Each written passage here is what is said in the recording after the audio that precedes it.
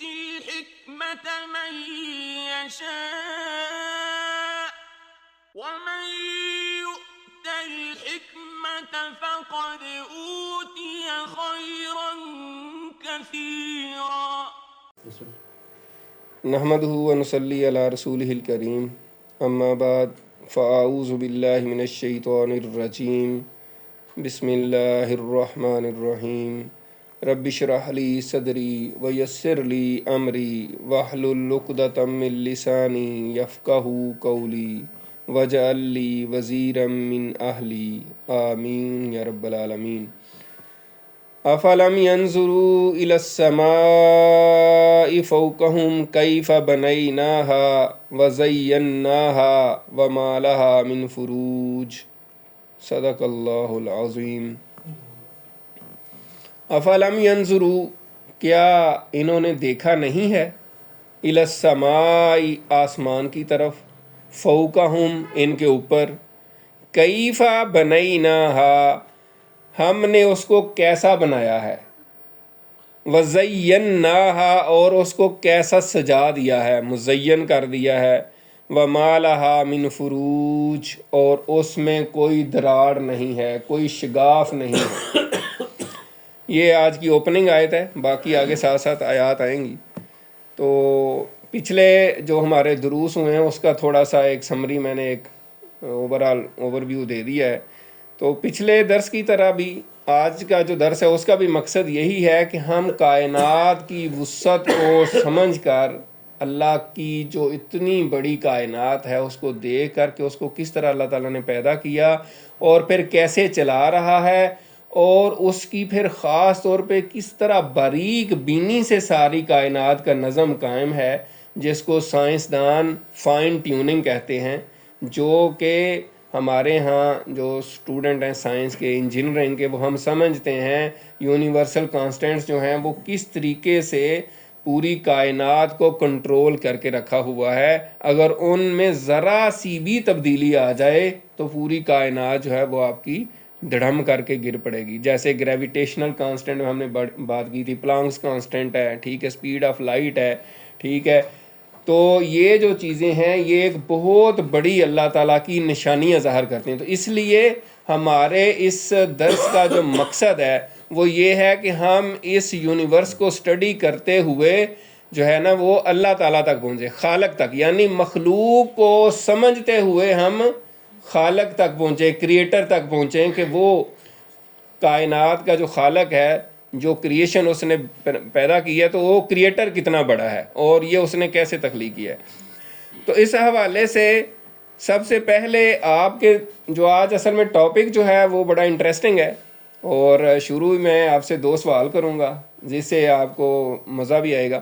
پہلا سوال یہ ہے کہ کون کون جو ہے جانا چاہتا ہے جہاں ہیروں کی بارش ہوتی ہے؟ یہ سوال ہے میرا آپ سے۔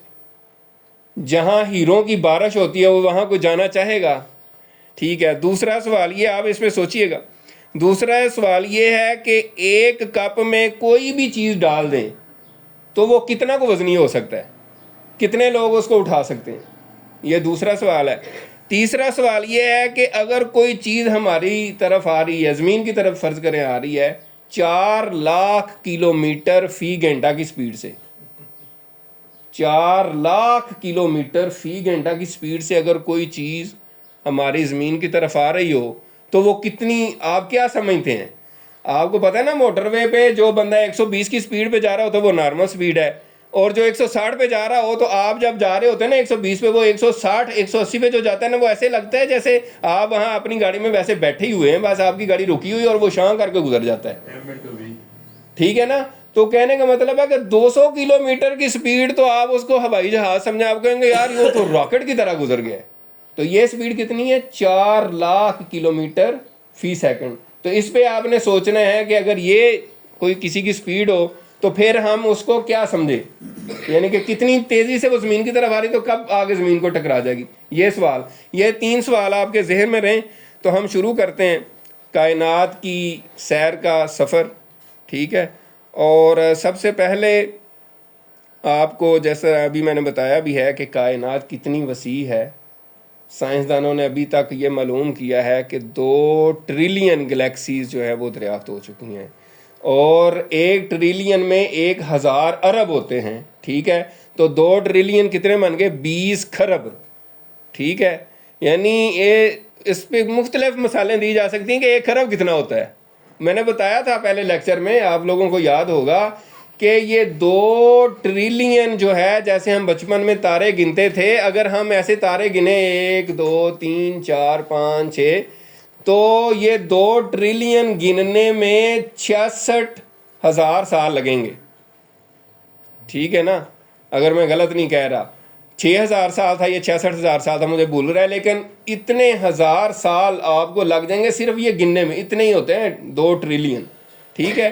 تو یہ اتنی بڑی ہے کائنات، ٹھیک ہے؟ اور اس میں یہ 2 ٹریلین گلیکسیز ہیں، ٹھیک ہے جی؟ اب ہم آتے ہیں اپنی گلیکسی پہ، ملکی وے پہ، جس کو کہتے ہیں ملکی وے۔ اب اس کو سمجھنے کے لیے کہ وہ کتنی بڑی ہے، آپ سمجھ لیں کہ ایک بر اعظم ایشیا، بر اعظم یورپ، بر اعظم افریقہ، کوئی بھی بر اعظم آپ سمجھ لیں، ٹھیک ہے؟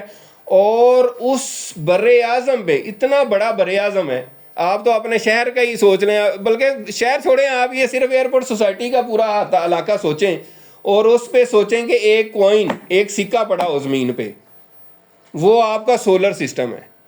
آپ کی گلیکسی میں جو ایک بر اعظم کے برابر ہے، ٹھیک ہے؟ سمجھانے کے لیے سائنسدانوں نے بتایا ہے کہ آپ کی گلیکسی اگر ایک بر اعظم ہو اور اس پر ایک سکہ، ایک کوئن پڑا ہو، وہ آپ کا کیا ہے؟ سولر سسٹم، یعنی جس میں سورج ہے اور باقی سارے اس کے سیارے ہیں، 8 ہیں یا 9 ہیں، ٹھیک ہے؟ ٹھیک ہے؟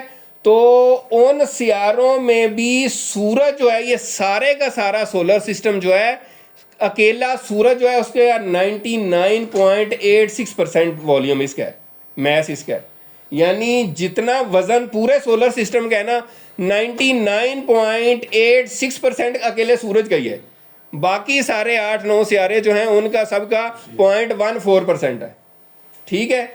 تو سائنسدان یہ بتاتے ہیں، وہ کہتے ہیں کہ یہ جو کوئن ہے، یہ جو ایک سکہ ہے جو پورے بر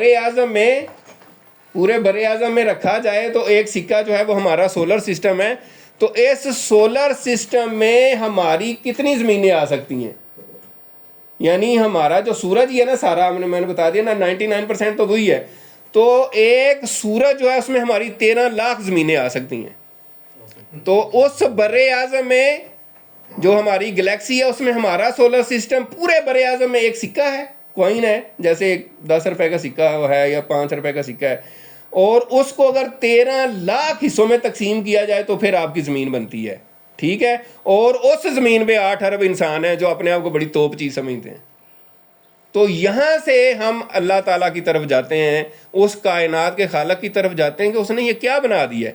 یعنی جس گلیکسی کو ہم کہہ رہے ہیں کہ وہ ایک بر اعظم کے برابر ہے، وہ اللہ کی کائنات میں 2 ٹریلین گلیکسی میں سے ایک گلیکسی ہے، جو ابھی میں دکھا رہا تھا، وہ دکھائیں دوبارہ، یہ جو آپ کو نظر آ رہی، فل سکرین کریں، ٹھیک ہے؟ یہ جو آپ کو ہر طرف ڈاٹ ڈاٹ نظر آ رہے ہیں، ستارے نظر آ رہے ہیں، یہ گلیکسیز ہیں، یہ 2 ٹریلین ہیں، 20 کھرب ہیں، ان میں سے ہماری ایک گلیکسی جس کی میں بات کر رہا ہوں، وہ ایک بر اعظم کے برابر اگر آپ سمجھیں، تو اس میں ہمارا سولر سسٹم جو ہے وہ ایک کوئن ہے، اور اس کے 13 لاکھ حصے کریں تو ہماری زمین ہے، اور اس پہ 6-8 ارب انسان ہیں، اور پھر اپنے آپ کو بڑی توپ چیز سمجھتے ہیں اور کہتے ہیں میں تو بڑی چیز ہوں۔ تو اللہ تعالیٰ کہتا ہے یار میں نے یہ ساری کائنات بنائی۔ تو یہاں سے ہمارا سفر شروع ہوتا ہے کائنات کا، کہ ہم اللہ تعالیٰ کی طرف جائیں اور سمجھیں کہ اللہ تعالیٰ نے کتنی بڑی کائنات بنائی ہے۔ تو یہاں پہ جو میں آپ کو کہہ رہا تھا، میں آپ کو دکھاؤں گا 2 ڈاٹ، یاد رکھیے گا، یہ جو 2 ڈاٹ میں نے آپ کو کہا تھا، یہ بھی 2 گلیکسیز ہیں۔ تو اگر فرض کریں، آپ سپوز کر لیں، یہ گلیکسی پہلے والی جو ہے نا ہماری ملکی وے ہے، اور یہ جو ہے یہ اینڈرومیڈا گلیکسی ہے جو اس کے قریب ترین گلیکسی ہے، ٹھیک ہے؟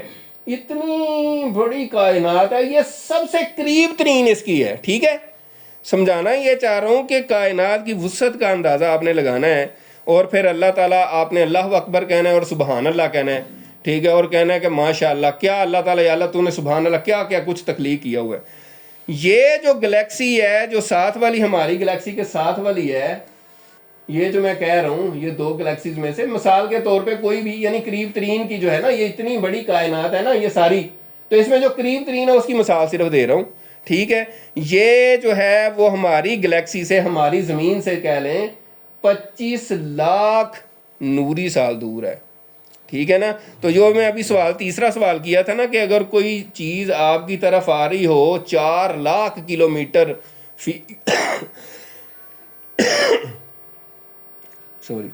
فی گھنٹہ کی رفتار سے، تو آپ کیا سمجھیں گے؟ تو اس میں سائنسدان کہتے ہیں کہ یہ جو گلیکسی ہے یہ ہماری گلیکسی کی طرف 4 لاکھ کلومیٹر فی گھنٹہ کی سپیڈ سے آ رہی ہے ٹکرانے کے لیے، ٹھیک ہے. تو تیاری کر لیں، ٹھیک ہے. لیکن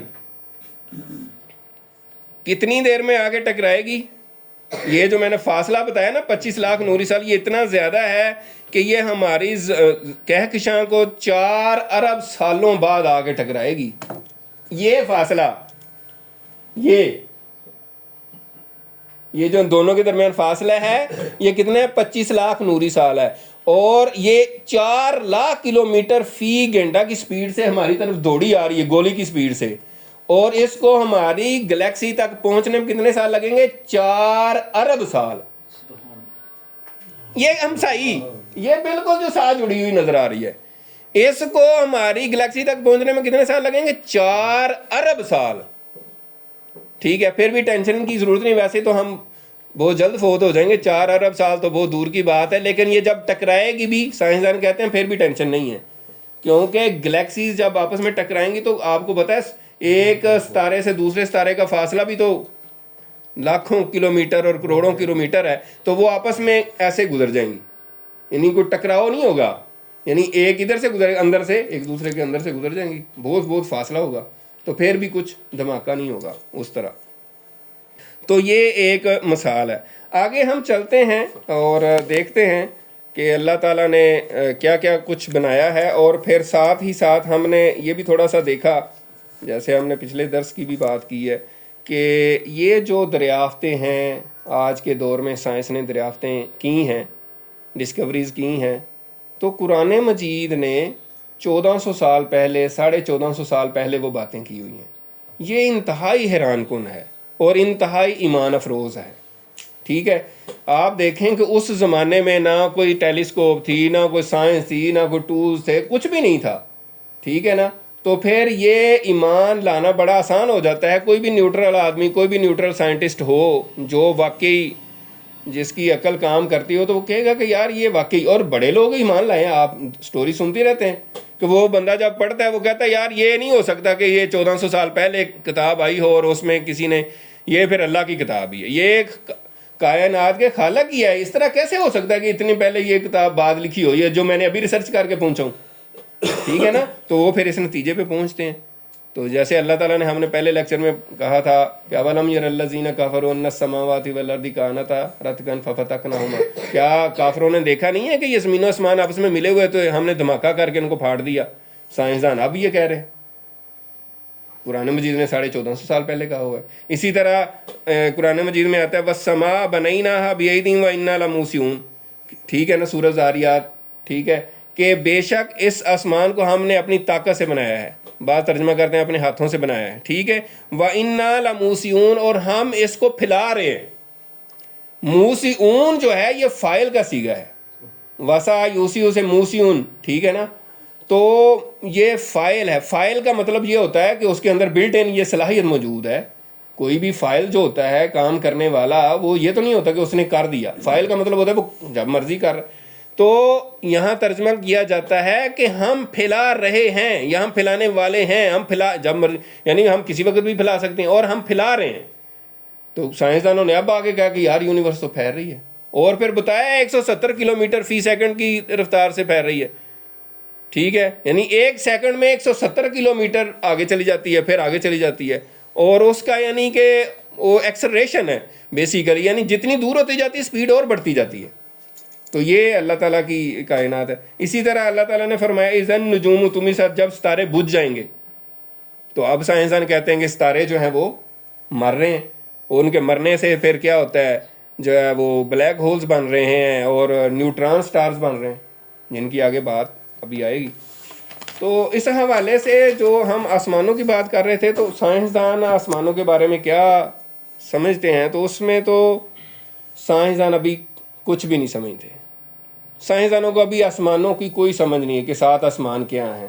ایک اندازہ لگاتے ہیں، پہلے تو وہ کہتے ہیں کہ جی کاسمک لیئرز ہیں، ٹھیک ہے، جس میں انہوں نے نام رکھا ہوا ہے، جیسے ہمارا مطلب ہم کہیں تو یہ پہلے ٹروپوسفیئر اس کو کہتے ہیں جو ایٹماسفیئر ہے، پھر اس کے اوپر اوزون لیئر ہے تو اس کو اسٹریٹوسفیئر، پھر آگے مختلف، تو وہ یہ کہتے ہیں یہ لیئرز ہیں اور یہی آسمان ہے۔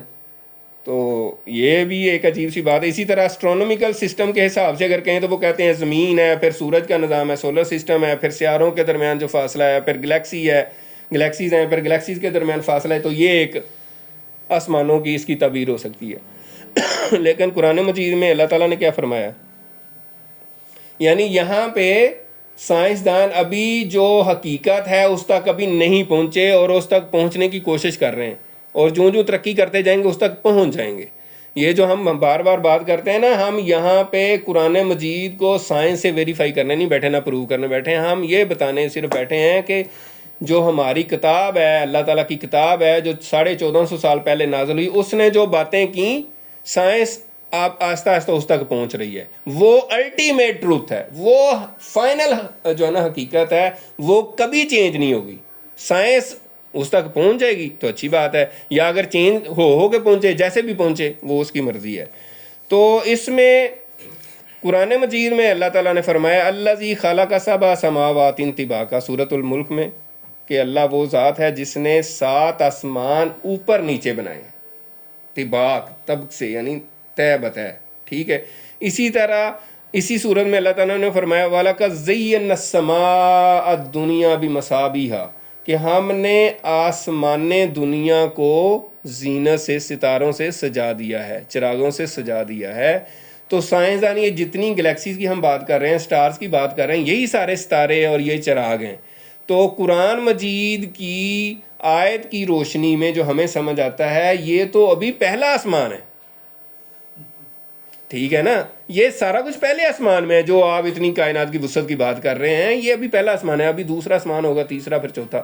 اور اس کی جو شواہد وہ بخاری شریف کی حدیث ہے، حدیث معراج، آپ سب نے سنی ہوگی، مشہور زمانہ حدیث ہے کہ اس میں 7 آسمانوں کا ذکر ہے۔ نبی کریم صلی اللہ علیہ وسلم جب معراج شریف پہ گئے ہیں تو پہلے آسمان پہ پہنچے ہیں، اس کا دروازہ کھلوایا گیا، باقاعدہ اس کا دروازہ کھلوایا گیا۔ انہوں نے پوچھا کون ہے؟ حضرت جبرائیل علیہ السلام سے۔ انہوں نے کہا محمد صلی اللہ علیہ وسلم ہے۔ تو انہوں نے پھر کھولا کہ ہاں ان کو انوائٹ کیا گیا ہے، وہ کھولا ہے، پھر اوپر گئے ہیں، پھر پہلے آسمان پہ حضرت عیسیٰ علیہ السلام ملے، آدم علیہ السلام ملے ہیں، ٹھیک ہے۔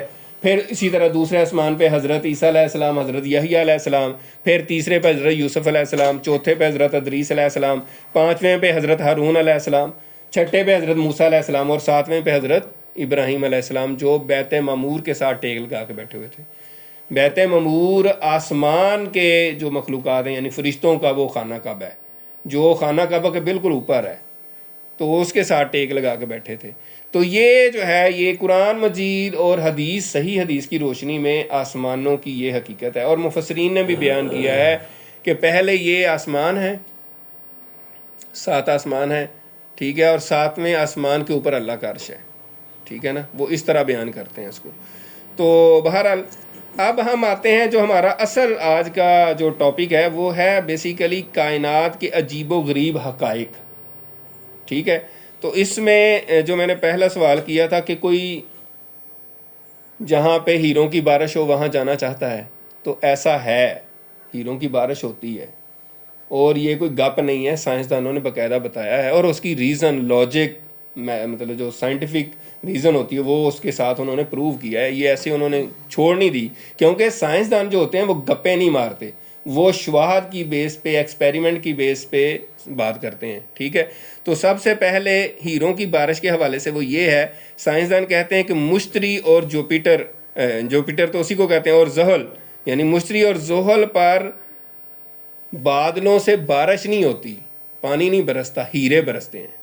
اس کی وجہ انہوں نے بتائی ہے، وہ کہتے ہیں کہ اس کے ایٹماسفیئر میں اتنا زیادہ پریشر ہوتا ہے کہ جو ایٹماسفیئر میں بادلوں میں جو بھی کاربن ہوتی ہے اس کے اوپر بہت زیادہ پریشر آنے کی وجہ سے وہ ہیروں میں کنورٹ ہو جاتی ہے، اور زمین اس پہ پھر جب گرتے ہیں تو وہ ہیروں کی بارش ہوتی ہے، اور یہ پاسبل ہے، اس میں کوئی شک نہیں ہے۔ اس کی دلیل ایک ہمارے زمینی لحاظ سے بھی ہے، وہ یہ ہے کہ ہمارے ہاں جو ہیرا بنتا ہے وہ کیسے بنتا ہے، اس کے بارے میں ہمارے جو اسکالرز ہیں انہوں نے باتیں کی ہیں، کہاں کتنی حد تک درست ہیں وہ میں اس میں ابھی نہیں جا سکتا، ظاہر سائنٹیفکلی وہ پروو ہیں نہیں ہیں، لیکن اس کے بارے میں جو ہمارے اسکالرز ہیں، علماء ہیں یا بڑے، جیسے علامہ اقبال رحمۃ اللہ علیہ، انہوں نے شعر کہا ہوا ہے، میں شعر سناتا ہوں آپ۔ وہ کہتے ہیں کہ ہر گوہر نے صدف کو توڑ دیا، ہر گوہر نے صدف کو توڑ دیا، تو ہی آمادہ ظہور نہیں۔ یہ میرا ویسے پسندیدہ شعر ہے۔ اس کا مطلب ترجمہ، اس کی ٹرانسلیشن یہ ہے کہ ہر ہیرے نے صدف کو توڑ دیا جس کے اندر ہیرا بنتا ہے، تو ہی آمادہ ظہور نہیں، تو ہی اپنے آپ کو ظاہر نہیں کر رہا، تو بھی ذرا باہر نکل کے اپنی صلاحیتوں کو ظاہر کر۔ یہ نوجوان مسلمان کو وہ کہہ رہے ہیں۔ لیکن یہ ہیرا بنتا کیسے ہے؟ یہ اصل میں جو تھیوری ہے وہ یہ ہے کہ یہ جو صدف ہے جس کو سپی کہتے ہیں، یہ سمندر کی تہہ پہ تیر رہی ہوتی ہے، بارش جب ہوتی ہے تو جو کوئی قطرہ اس کے اندر چلا جائے جس سپی کے، وہ وزنی ہو کے سمندر کی تہہ میں چلی جاتی ہے، اور سمندر کا جو اتنا واٹر پریشر ہوتا ہے، یعنی جس کو ہم ہائیڈرولک پریشر کہتے ہیں، واٹر ہیڈ کہتے ہیں اپنی انجینئرنگ کی زبان میں، واٹر ہیڈ، ٹھیک ہے، وہ اتنا زیادہ پریشر ہوتا ہے کہ وہ اس میں رہ کے وہ ہیرا بن جاتا ہے، ٹھیک ہے، اس صدف میں، اس سپی میں۔ تو یہی علامہ اقبال کہہ رہے ہیں کہ اس ہیرا جب بن گیا ہے نا، جب ہیرا بن گیا تو ہیرے کو کہہ رہے ہیں، ٹھیک ہے نا، کہ اب تو اس سپی کو توڑ کے باہر آ یار، ٹھیک ہے، اور اپنی صلاحیتوں کا لوہا منوا، گھر سویا پڑا رہتا ہے، ٹھیک ہے، کچھ کر یار، یہ علامہ اقبال کہہ رہے ہیں۔ تو یہ اس سے بھی ظاہر ہو رہا ہے کہ ہیرا کس طرح بنتا ہے، اور اسی طرح پہاڑوں میں بھی جو ہیرے بنتے ہوں گے وہ بھی ذرا اسی طرح ہائی پریشر سے بنتے ہوں گے۔ اچھا ایک انٹرسٹنگ بات یہ ہے کہ اگر آپ کہیں گے یار اگر ہم وہاں چلے گئے تو بادل پتہ نہیں برسے نہ برسے، ہم ادھر جا کے بیٹھے رہیں، تو پھر آپ کو ایک اور اس کا سلوشن ہے، وہ ہے کہ ہیروں کا ایک سیارہ بھی ہے جہاں ہیرے پڑے ہوئے ہیں، آپ وہاں چلے جائیں، وہاں سے لے آئیں جا کے، ٹھیک ہے، وہ ہے، اس کا نام ہے کینسری E55، اس سیارے کا نام ہے، جس کے بارے میں سائنسدانوں کا خیال ہے کہ یہ زمین سے 2 گنا زیادہ بڑا ہے، ٹھیک ہے، اور اس کا 1/3 تیسرا حصہ ہیروں پر مشتمل ہے، ٹھیک ہے، لیکن جانے کا بندوبست آپ نے خود کرنا ہے، یہ میں آپ کو پہلے بتا دوں، اور کتنا عرصہ لگے گا وہاں پہنچنے میں یہ بھی میں نے نہیں بتانا ابھی، ٹھیک ہے۔ اچھا جی، اگلی بات جو ہے وہ یہ ہے کہ نظام شمسی کا سب سے بڑا پہاڑ کون سا ہے؟ جو ہمارا نظام شمسی ہے، جس محلے میں ہم رہتے ہیں، گلیکسی کے جس محلے میں ہم رہتے ہیں، اس کا سب سے بڑا پہاڑ کون سا ہے؟ ہماری زمین کا ماؤنٹ ایوریسٹ ہے، لیکن اس سے بڑا پہاڑ جو ہے وہ مریخ پر ہے، جس کو اولمپس مونس کہتے ہیں، ٹھیک ہے، اور وہ ماؤنٹ ایوریسٹ سے 3 گنا بڑا پہاڑ ہے۔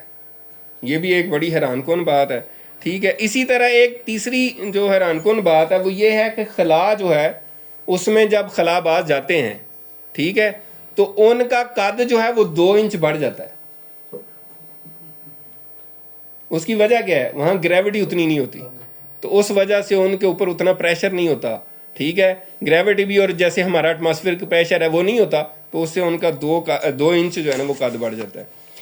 اسی طرح ایک اور مزیدار بات جو ہے، حیران کن بات ہے، وہ بھی مطلب ہمارے لیے بڑی حیران کن ہے، وہ یہ ہے کہ کائناتی خاموشی، یونیورس میں ہر طرف خاموشی ہے۔ اس کی وجہ کیا ہے کہ وہاں فضا نہیں ہے، ہوا نہیں ہے، میڈیم نہیں ہے جو ساؤنڈ کو ٹریول کروا سکے، ٹھیک ہے۔ اگر آپ کے پاس بہت بڑا دھماکہ ہو جائے تو آپ کو پتہ ہی نہیں چلے گا، جیسے آج کل اسکوٹیاں پاس سے گزر جاتی ہیں تو پتہ نہیں چلتا، آج کل اسکوٹیاں آ گئی ہیں نا، یہ جو EVs ہیں، تو وہ پتہ ہی نہیں چلتا، ایسے پاس سے گزر جاتی ہے اور بندے کو پتہ نہیں چلتا۔ بائک ہوتا تھا، موٹر سائیکل، تو اسے پتہ چلتا تھا کہ پیچھے آ رہا ہے، تو ایسے ہی آپ کے پاس دھماکہ ہو جائے آپ کو پتہ نہیں چلے گا۔ اگر آپ وہاں چیخیں، کوئی دوسرا پاس ہو تو اس کو پتہ نہیں چلے گا آپ چیخ رہے ہیں، جتنا مرضی چیخیں، ٹھیک ہے نا، تو کوئی پتہ نہیں چلے گا۔ اچھا، ابھی ایک اور سوال جو میں نے کیا تھا اس کا جواب اب آپ کو مل رہا ہے، وہ یہ ہے کہ میں نے پوچھا تھا کہ ایک کپ کے اندر اگر کوئی بھی مٹیریل ڈال دیں تو آپ کے خیال میں کتنے لوگ اس کو اٹھا سکتے ہیں؟ ایک کپ ہے, اس کے اندر میں کہتا ہوں کہ میں کوئی خاص چیز ڈالنے لگا ہوں, تو آپ کتنے لوگ اٹھا لیں گے؟ تو آپ کا کیا جواب ہے؟ نہیں, آپ کے سامنے پڑا ہوگا. ٹھیک ہے, تو یہ کتنے, ہاں اسی کی بات کر رہے ہیں نا. تو نیوٹران ستارہ ایک جو ہے وہ ایسی چیز ہے جو کہ بڑے ستارے کے پھٹنے سے بنتا ہے. ٹھیک ہے, تو وہ اتنی اس کی ڈینسٹی زیادہ ہو جاتی ہے, اتنی زیادہ ہو جاتی ہے کہ اگر ایک کپ میں اس کا مٹیریل آ کے, اس کی مٹی جیسے زمین کی مٹی ہے, اس کا جو مٹیریل ہوگا وہ لا کے آپ ایک کپ میں ڈالیں اور پھر پوری دنیا کے سارے انسانوں کو کہیں اس کو اٹھاؤ تو نہیں اٹھا سکتے. ساری انسانیت 8 ارب لوگ مل جائیں تو اس کو نہیں اٹھا سکتے. سائنسدان بتا رہے ہیں. کیوں؟ اس کا وزن کتنا ہوگا؟ اچھا یہ میں تھوڑا سا رعایت کر کے بتا رہا ہوں, آپ کی مہربانی, میری مہربانی ہے, میں آپ کو رعایت کر کے بتا رہا ہوں. انہوں نے سائنسدانوں نے تو کہا کہ ایک چائے کا چمچ, میں ایک کپ کہہ رہا ہوں تاکہ آپ ہر طرف سے پکڑ تو سکیں نا آسانی سے. ٹھیک ہے, تو وہ کہہ رہے ہیں کہ ایک چائے کا چمچ کا وزن 6 ارب ٹن ہوتا ہے. تو ایک کپ کا کتنا ہوگا؟ جتنا بھی ہوگا, لیکن وہ اتنا زیادہ ہوگا کہ وہ 8 ارب انسان دیکھیں. 6 آپ اندازہ لگائیں کہ 8 ارب ٹن سے تو زیادہ آ جائے گا نا کپ میں, وہ تو 1.5 چمچ سے پورا ہو جائے گا, زیادہ ہو جائے گا. تو اب ہر انسان کو 1 ٹن اٹھانا پڑے گا جو 25 من کے برابر ہوتا ہے. تو اٹھا لیں گے 25 من کو بندہ. اس وجہ سے 8 ارب انسان بھی اس کو اٹھائیں گے تو وہ نہیں اٹھایا جا سکتا. ٹھیک ہے, اچھا آگے ایک بہت زیادہ مزیدار بات ہے. آپ کہیں گے کہ یار یہ تو کیسی باتیں کر رہے ہیں, ہمیں تو یقین نہیں آ رہا. وہ یہ ہے کہ خلا میں 2 دھاتیں یعنی 2 لوہے کے ٹکڑے آپ لے, ٹھیک ہے, اور ان کو آپ ایسے جوڑیں گے تو جڑ جائیں گے, ویلڈنگ نہیں کرنی پڑے گی, وہ بالکل صحیح جڑ جائیں گے, جیسے آپ ویلڈنگ سے بھی اچھے جڑ جائیں گے. اس کی وجہ کیا ہے؟ زمین پہ آکسائڈ ہوتی ہے جو اس کے اوپر ایک لیئر بنا لیتی ہے جس سے وہ نہیں جڑتے, تو فضا میں خلا میں نہیں ہے. ٹھیک ہے, تو وہ ایسے ہی جڑ جاتے ہیں, یہ سائنسدانوں نے بتایا. ٹھیک ہے, اچھا اسی طریقے سے زمین پر پانی کا بڑا, کہتے ہیں ساری جنگیں اب پانی پہ ہونی, پانی کے بڑے مسائل ہیں. جیسے ہماری ایئرپورٹ سوسائٹی میں پانی کے بہت مسائل ہیں, ہم سب کو سامنا ہے اس مسئلے کا. لیکن سائنسدان کہتے ہیں کہ آسمانوں پر اتنا زیادہ پانی ہے کہ وہ زمین کے پانی سے 140 ٹریلین گنا زیادہ ہے. یعنی میں نے بتایا تھا کہ 1 ٹریلین کتنا ہوتا ہے؟ 1000 ارب ذہن میں رکھیں, وہ 1 ٹریلین ہوتا ہے. پھر 140 ٹریلین گنا زیادہ پانی ہے زمین کے پانی سے آسمانوں میں.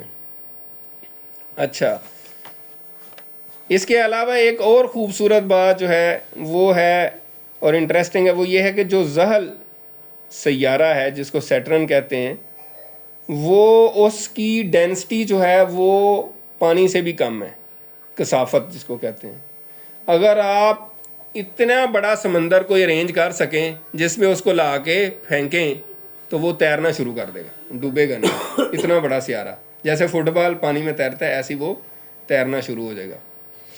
اور اسی طرح اس کی جو خوبصورتی ہے زحل کی, وہ یہ ہے کہ جو اس کے اوپر ارد گرد نہیں ہے ایک زحل, دیکھا نا آپ نے سولر سسٹم میں, ٹھیک ہے نا, تو اس کے ارد گرد جو ایک وہ خوبصورت سی وہ چیز ہے وہ کیا ہے؟ اس کی خوبصورتی کس وجہ سے؟ وہ برف اور چٹانوں کے ٹکڑے ہیں جو اس کے گرد گھوم رہے ہیں ساتھ ساتھ, تو اس سے وہ خوبصورت لگتا ہے. یہ اس کے گرد یہ کیا پٹی سی گھوم رہی ہے. اب ہم چلتے ہیں, یہ تو ساری چیزیں اللہ تعالیٰ نے بنائی اور اللہ تعالیٰ نے کائنات میں ایسی ایسی خوبصورت چیزیں رکھی ہیں, ایسی عجیب و غریب, یہ ان میں سے بہت چند ہیں, ظاہر ہے ساری تو بیان نہیں کی جا سکتی. اب ہم آتے ہیں اس چیز کی طرف جو انسانوں نے بنائی ہے, اس کا نام ہے وائجر 1. یہ ایک خلائی مشن انسانوں نے بنایا. ناسا نے 5 ستمبر 1977 میں یہ ایک انہوں نے خلائی مشن بھیجا. اس کا اصل پہلا مقصد تو مشتری اور زحل کے اس کے اوپر تحقیق کرنا تھا, ان کے چاند وغیرہ ڈھونڈنا تھا, اور وہ اس نے ڈھونڈے. لیکن ان کا اس سے بڑا مقصد بھی تھا, اور جو یہ سائنسدان تھا اس نے مشورہ دیا تھا ناسا کو کہ یار ہمیں کائنات میں اور بھی مخلوقات تلاش کرنی چاہیے کہ ہم ہی اکیلے ہی ہیں بس کائنات میں, اور بھی تو کوئی مخلوق ہے نا, ہوگی, تو ہم وہ تلاش کریں کوئی اور مخلوق. تو اس وجہ سے انہوں نے اس کے اوپر ایک گولڈن پلیٹ, گولڈن ڈسک جو ہے وہ رکھی, اور اس پر 55 زبانوں میں مختلف سلام کے مطلب سلام کس طرح کرتے ہیں, کوئی میوزک, کوئی تصویریں, یعنی زمین کے لوگوں کی کچھ نشانیاں وہ امبیڈ کر کے وہ بھیجی, تاکہ اگر باقی دنیا میں یہ جائے اور کسی مخلوق کو دیکھ لے, اس کو پکڑ لے, تو ان کو پتہ چلے کہ یہ کوئی اور بھی مخلوق رہتی ہے. ٹھیک ہے. اور یہ اس وقت جو ہے زمین سے یہ ہمارے چلتے چلتے اس نے اپنا اصل کام کر لیا, پھر ہمارے سولر سسٹم سے بھی نکل گئی اور نکلتے نکلتے بہت دور جا چکی ہے, اور یہ اس وقت زمین سے 24 ارب کلومیٹر دور جا چکی ہے, اور اس کا زمین سے رابطہ ہے ناسا کا. اور اس کا ایندھن کیا ہے, یہ ایک بڑا اہم کوشچن ہے. ٹھیک ہے نا, کہ یہ چل کس سے رہی ہے بھائی, سوال بنتا ہے. ہاں نہیں گریوٹی سے نہیں, نہیں گریوٹی سے نہیں چل سکتی, گریوٹی سے تو پھر وہ کھینچ لے گی. یہ بیسیکلی ریڈیو ایکٹیو جو ایلیمنٹ ہے پلوٹونیم 238, وہ اس کی وجہ سے چل رہی ہے, اس کی ریڈیشن سے وہ انرجی لے رہی ہے. اور اس کی آپ کو پتہ ہے, جو فزکس وغیرہ پڑھتے ہیں, حافظ صاحب بھی بیٹھے ہیں, حافظ ندیم صاحب, یہ اس کی ہاف لائف ہوتی ہے, آہستہ آہستہ اس کی وہ انرجی کم ہوتی جا رہی ہے, لیکن یہ ہے کہ وہ ابھی تک بھی وہ چل رہی ہے, اور اس کا ایندھن جو ہے وہ پلوٹونیم 238 ہے. ٹھیک ہے, اس وجہ سے وہ چل رہی ہے. اور مزے کی بات یہ ہے کہ پہلے لیکچر میں نے آپ کو شاید دکھایا بھی تھا, گلیکسی جو ہماری گلیکسی ہے اس میں زمین کہاں پہ ہے. ٹھیک ہے نا, تو وہ زمین کہاں پہ ہے اس کا ہمیں کیسے پتہ چلا ہے, وہ اسی وائجر 1 سے تصویر کھینچی گئی تھی. ٹھیک ہے نا, اس نے تصویر کھینچی, جب وہ سولر سسٹم سے نکلی تھی تو جو سائنٹسٹ تھا جو اس کو ڈیل کر رہا تھا, اس نے کہا تھا کہ یہ تصویر کھینچنی ہے. ٹھیک ہے نا, اور اس نے پھر وہ تصویر کھینچی, اور وہ اس کو بھی 180 پہ واپس کر کے کیمروں کو, اور وہ کس طریقے سے وہ کیا تھا. تو یہ ایک بہت ہی دلچسپ بات ہے. اور یہ جو وائجر 1 جو اس نے سولر سسٹم کو 2012 میں کراس کیا تھا, سولر سسٹم کو, اور یہ جو ہے 2023 میں 23 میں یہ خراب ہو گئی, اس نے سگنل غلط بھیجنا, ڈیٹا غلط بھیجنا شروع کر دیا. تو ناسا کے انجینئرز نے اس کو پھر ٹھیک کیا, اور اب یہ صحیح چل رہی ہے, ریموٹلی ٹھیک کیا اتنی دور سے. تو یہ بڑی حیران کن چیزیں ہیں. بہرحال اس کے بعد ہم اگر آئیں تو کائنات کی فائنل اس پہ جس طرح بھی ہم بات کر رہے تھے کہ جو ابھی تک کائنات کا ہمیں پتہ چلا ہے وہ کتنا ہے 5%, اور 95% کا ہمیں پتہ نہیں چلا. تو وہ 95% کیا ہے, تو وہ ڈارک میٹر اور ڈارک انرجی ہے, جو سائنسدانوں کو پتہ نہیں ہے کیا ہے. وہ کہتے ہیں بس یار کوئی ڈارک میٹر ہے, کوئی ڈارک انرجی ہے, انہوں نے دیکھا نہیں ہے. ظاہر ہے اس کا کچھ نہ کچھ تو نام رکھنا تھا نا, کہ یار یہ ایسا ہوتا ہے ویسا ہوتا ہے. تو اس کا اندازہ لگایا انہوں نے کہ ڈارک میٹر جو ہے وہ 27% ہے, جس وجہ سے وہ اس کی گریویٹیشنل پول کی وجہ سے جو گلیکسیز ہیں وہ جڑی ہوئی ہیں. اور جو ڈارک انرجی ہے 68%, اس کی انرجی سے کائنات پھیل رہی ہے. مطلب سوال تھا نا کہ کائنات پھیل کس طرح رہی ہے, اس کو پھیلا کون رہا ہے. تو سائنٹیفیکلی ہم تو کہتے ہیں نا اللہ تعالیٰ پھیلا رہا ہے, اللہ تعالیٰ نے قرآن پاک میں کہہ دیا. اب سائنسدان کہتے ہیں کہ نہیں وہ چھپی سی کوئی انرجی ہے, تو یار وہی اللہ تعالیٰ ہے نا, وہ اللہ کی ذات ہی ہے نا جو ہر طرف سے اپنے کام کروا رہی ہے, فرشتوں سے کروا رہی ہے, جیسے کروا رہی ہے. تو وہی ذات ہے جو چھپی ہوئی ہے. تو یہ تو ہماری انڈرسٹینڈنگ ہے. بہرحال اب ہم آتے ہیں بلیک ہول ٹائم اور قرآن. یہ بلیک ہولز والی میں نے آپ سے شیئر کی تھی, وہ اگر دکھا دیں. اللہ تعالیٰ نے قرآن مجید میں فرمایا فلا اقسم بالخنس الجوار الکنس. ترجمہ اس کا یہ سورۃ تکویر آیت نمبر 15 اور 16. میں قسم کھاتا ہوں ان چھپنے والے ستاروں کی جو چلتے ہیں پھر غائب ہو جاتے ہیں. تو اس پر کچھ مفسرین سائنٹسٹ کا خیال ہے کہ یہ بلیک ہولز کے بارے میں بات ہے. مختلف تفسیریں ہوتی ہیں نا, کچھ کا یہ خیال ہے. اور وہ کہتے ہیں یہ بڑا میچ کر رہا ہے بلیک ہولز کے بارے میں. اس کی وجہ کیا ہے کہ اللہ تعالیٰ نے قسم کھائی ہے ایسے ستاروں کی جو چھپنے والے ہیں. تو بلیک ہول ایک ستارہ ہی ہوتا ہے, جیسے میں نے بتایا ہے, اس کی ڈینسٹی اتنی زیادہ ہو جاتی ہے کہ پوری کائنات میں نیوٹرانس تارا جو ابھی ہم نے بات کی اس سے بھی زیادہ اس کی ڈینسٹی ہوتی ہے، اور لائٹ بھی اس میں جاتی ہے تو وہ منعکس نہیں ہوتی، واپس نہیں آتی، ریفلیکٹ نہیں ہوتی، اس کے اندر ہی وہ جذب کر لیتا ہے، اس لیے وہ بلیک نظر آتا ہے، ٹھیک ہے.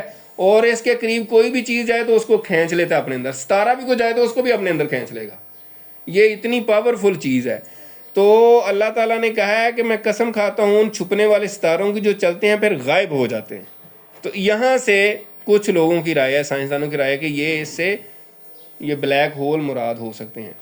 اچھا اب یہ ہے کہ بلیک ہول کی ڈینسٹی اتنی زیادہ ہے، اور جو آئنسٹائن ہے اس کی تھیوری ہے جنرل ریلیٹیوٹی تھیوری جو ہے، ٹھیک ہے، اس کے مطابق جو ہے وہ کہتے ہیں کہ جہاں ڈینسٹی بہت زیادہ ہوتی ہے تو ٹائم بھی آہستہ چلتا ہے. اس لیے سائنسدانوں کا خیال ہے کہ بلیک ہول کے پاس جا کے اگر آپ 1 گھنٹہ گزارے، یہ بھی مجھے سوال کرنا چاہیے تھا، اگر کسی بلیک ہول کے پاس جا کے آپ 1 گھنٹہ گزاریں اور زمین پر آئیں تو یہاں کئی سال گزر چکے ہوں گے، ہو سکتا ہے 20 سال گزر چکے ہوں، 30 سال گزر چکے ہوں. آپ کہیں گے یار یہ کیا ہے، میں تو ابھی 1 گھنٹہ گزارا ہے. تو یہاں سے پھر قرآن مجید سے ریلیٹ کیا جاتا ہے، اور سورۃ السجدہ آیت نمبر 5 میں آتا ہے یارجو الیہ فی یوم کان مقدارہ الف سنۃ مما تعدون.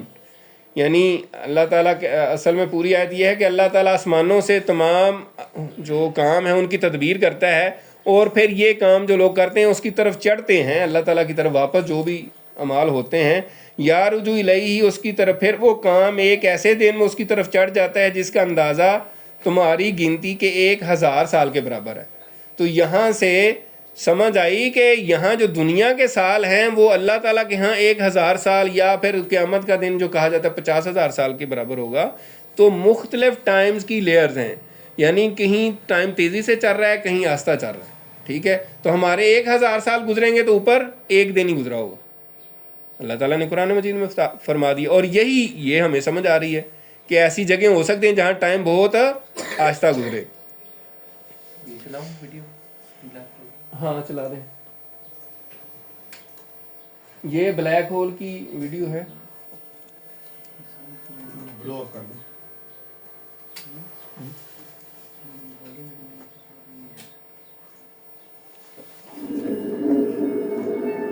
Black holes are among the most fascinating یہ objects دیکھیں، in یہ our جو ہے نا، یہ اس کے اندر کوئی بھی چیز چلی جائے گی نا also تو غائب ہو most جائے گی. mysterious. A black hole is ٹھیک ہے چلیں بس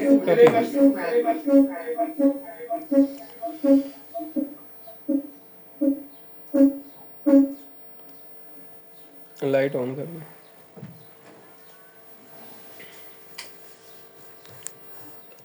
اسی طرح ابھی ہم بات کر رہے تھے، شروع میں ہم نے بات کی تھی کائنات کی fine tuning of the universe, کہ اللہ تعالیٰ نے کیسی باریک بینی سے کائنات کو بنایا ہے اور چلا رہا ہے اور کیسے قائم رکھا ہوا ہے.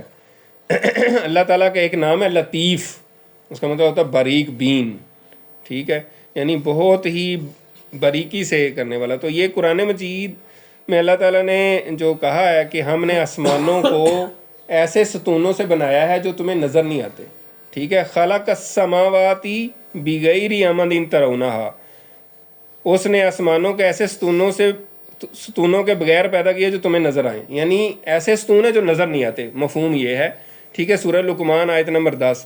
تو یہی جو ابھی ہم نے گریویٹیشنل کانسٹنٹ کی بات کی، جس وجہ سے ساری گلیکسیز ایک دوسرے کو تھامے ہوئے ہیں، ٹھیک ہے، اور جو باقی چیزیں میں نے بیان کی، پلانکس کانسٹنٹ ہے، سپیڈ آف لائٹ ہے، اور جو ہے نا کائناتی کانسٹنٹ ہے. تو یہ ساری چیزیں جو ہیں یہ اللہ تعالیٰ کی کائنات کو تھامے ہوئے ہیں. اور خاص طور پہ گریویٹیشنل کانسٹنٹ جو ہے وہ مفسرین کہتے ہیں، جو سائنٹیفک تفسیر کرتے ہیں، وہ کہتے ہیں کہ اس وجہ سے آسمان جو ہے نا وہ ظاہر ہے گلیکسیز ایک دوسرے کو کھڑی ہیں، جو کہ اللہ تعالیٰ نے یہ آسمان جو اب ہمیں کوئی ستون تو نہیں نظر آ رہا لیکن کسی نہ کسی فورس سے اللہ تعالیٰ نے کھڑا کیا ہو، تو یہ اللہ تعالیٰ کے ایسے ستون ہیں جو ہمیں نظر نہیں آ رہے، اور یہ اللہ تعالیٰ نے قرآن مجید میں فرما دیا. اب سوال یہ پیدا ہوتا ہے کہ ہماری حیثیت کائنات میں کیا ہے. تو وہ آپ کو کافی حد تک واضح ہو گئی، لیکن قرآن مجید میں بھی اللہ تعالیٰ نے یہ بات وضاحت سے بیان کی ہے. یہ نہیں ہے کہ ہم ابھی بات کر رہے ہیں تو اللہ تعالیٰ نے قرآن مجید میں ایسی کوئی بات نہیں کی. اللہ تعالیٰ نے فرمایا لخلق السماوات والارض اکبر من خلق الناس، سورۃ غافر آیت نمبر 57، یقیناً آسمان و زمین کی تخلیق انسان کی تخلیق سے بہت بڑی ہے. اللہ تعالیٰ نے انسان کو سمجھایا کہ تم تو کوئی چیز ہی نہیں ہو, تمہاری اوقات کیا ہے, تم اپنے آپ کو دیکھو, میں نے اتنی بڑی کائنات بنائی ہے. تو اس وجہ سے اللہ تعالیٰ نے فرمایا کہ یقیناً آسمان و زمین کی تخلیق جو ہو انسان کی تخلیق سے بہت بڑی ہے, اور وہی ہم نے ابھی سارا دیکھ لیا. اب آخر میں ہم آتے ہیں, ہم نے کائنات کے پیدا ہونے کی تو بات کی, پہلے لیکچر میں ہم نے پیدا ہونے کی بات کی ہے, ٹھیک ہے. اولم یر الذین کفروا ان السماوات والارض کانتا رتقا ففتقناہما, کہ کیا کافروں نے دیکھا نہیں ہے کہ زمین و آسمان سارے کے سارے جڑے ہوئے تھے, ہم نے ان کو پھاڑ کے علیحدہ کر دیا. پھر اللہ تعالیٰ نے فرمایا والسماء بنیناہا بأیدی وإنا لموسعون, کہ ہم نے آسمان کو اپنے ہاتھوں سے بنایا اور ہم اس کو پھیلا رہے ہیں, کائنات کو ہم پھیلا رہے ہیں, ٹھیک ہے. تو کائنات کا اینڈ کیا ہوگا؟ اب سائنسدانوں کی اس پہ دو رائے ہیں, مین جو بڑی رائے, ایک تو وہ یہ کہتے ہیں کہ جس انرجی سے وہ کائنات پھیل رہی ہے, ٹھیک ہے, تو ایک وقت آئے گا کہ انرجی ختم ہو جائے گی اور کائنات جہاں ہوگی ادھر ہی رک جائے گی, ٹھیک ہے. لیکن یہ قرآن سے میچ نہیں کرتی. دوسری جو سائنسدانوں کی ہی رائے ہے لیکن وہ قرآن سے میچ کرتی ہے. ہم نے کیا کہا تھا شروع میں, ہم تو وہ بات لیں گے جو قرآن کے مطابق ہوگی, سائنسدان کچھ بھی کہتے رہے, فائنل بات قرآن پاک کی ہے, ٹھیک ہے. تو دوسری رائے یہ ہے کہ سائنسدان کہتے ہیں جس طرح بگ بینگ ہوا, پہلا دھماکہ ہوا, کائنات پھیلنی شروع ہوئی, اسی طرح کائنات ایک وقت آئے گا کہ سکڑنی شروع ہو جائے گی, ہوتے ہوتے ہوتے ہوتے وہی واپس اسی ایک نقطے پہ آ جائے گی. تو اس کو قرآن مجید میں اللہ تعالیٰ نے بیان کیا ہوا. اور یہ سورت انبیاء میں آیت نمبر 104 ہے, یوم نطوی السماء کطی السجل للکتب کما بدانا اول خلق نعیدہ وعدا علینا انا کنا فاعلین. یوم نطوی السماء, اس دن جس دن ہم آسمان کو اپنی مٹھی میں لے لیں گے, لپیٹ دیں گے, ٹھیک ہے. قطعی السجل للکتب, اس طرح لپیٹ دیں گے جس طرح بک کا سکرول لپیٹا جاتا ہے. اس کو تور مار کہتے ہیں اردو میں, عام استعمال نہیں ہوتا یہ لفظ, یعنی جس طرح سکرول نہیں کرتے ایک لپیٹ کے چیز کو, ہاں جس سے اس کو آپ ابھی سکرول کریں گے. تو اللہ تعالیٰ نے فرمایا ہے کہ ہم اس کائنات کو ایسے ہی رول دیں گے, لپیٹ دیں گے, جیسے ایک وہ تور مار لپیٹا جاتا ہے, سکرول کیا جاتا ہے, جیسے ہم نے جیسے کتاب کو سکرول کیا جاتا ہے, کس طرح کما بدانا اول خلق نعیدہ, جس طرح ہم نے اس کو پہلے بنایا تھا ایسے ہی ہم اس کو ریپیٹ کریں گے. نعیدہ, ہم اس کو لٹا دیں گے, اس کا اعادہ کریں گے. اردو میں لفظ استعمال ہوتا ہے اعادہ, یہ اسی سے ہے نعیدہ.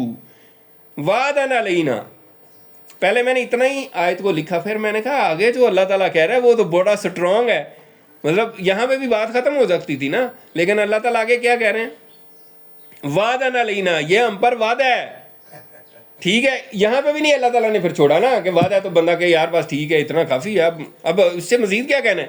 اللہ تعالیٰ آگے کیا کہہ رہے ہیں, انا کننا فاعلین, ہم یہ کر کے رہیں گے.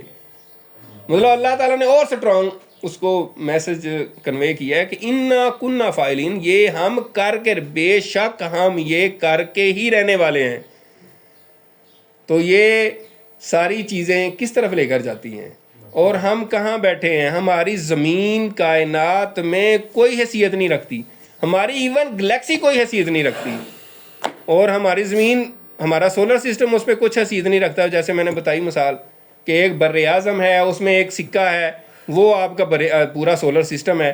آپ اس سکے پہ سارے سیارے ہیں اور اس میں ایک زمین ہے, اور اس سورج کا زمین جو ہے نا 13 لاکھ زمینیں ہوں تو وہ سورج بنتا ہے, اور اس پہ آپ 8 ارب انسان ہیں.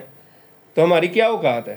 اس لیے اللہ تعالیٰ کے آگے سر سجدہ ہوا کریں, جو کہ آپ ماشاءاللہ ہوتے ہیں, روزے ہیں, ٹھیک ہے, اور عاجزی اختیار کریں کہ ہم ککھ نہیں, کچھ نہیں ہے بھائی, ہماری کوئی اوقات نہیں ہے.